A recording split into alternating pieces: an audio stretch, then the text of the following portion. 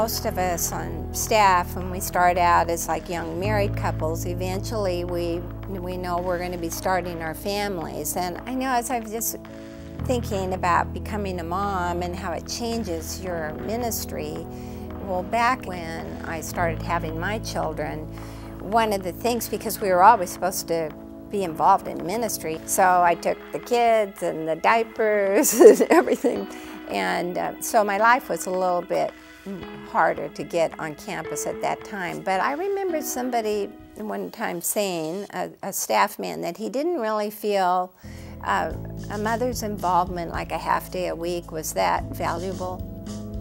And you know, I don't think he was saying it to be critical or anything, but from my personal experience, I think it's really valuable, and for a number of reasons. And one, because it keeps us as women involved with our husbands and what they're doing.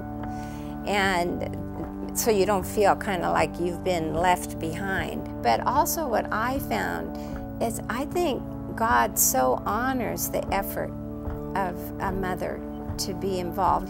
And I know when we went up to the University of the Pacific and started a ministry, I had two preschoolers. Well, I had a 1-year-old and a 4-year-old.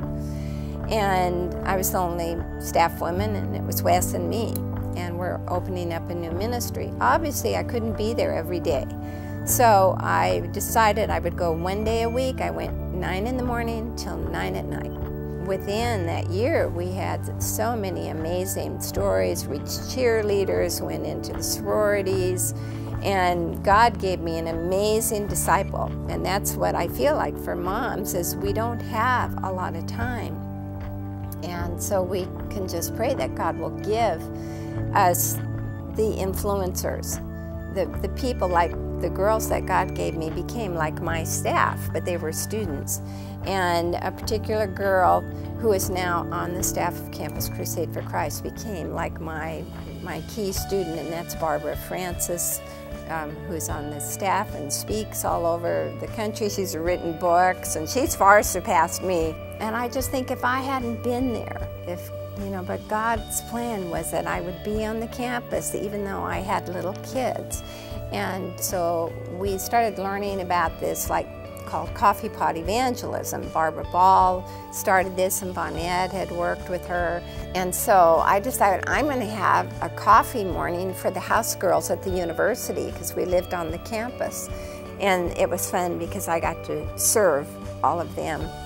And so it's still using the same concept, but you can just use it in any situation. And 10 of them accepted the Lord that day, and it showed me that there is something, we as moms can still use our training and experience that we've had on campus and use these tools. And I know moms are very important, and want to encourage all mothers to stay involved and to know, even a half day a week, that God will multiply that and make it even more effective for them.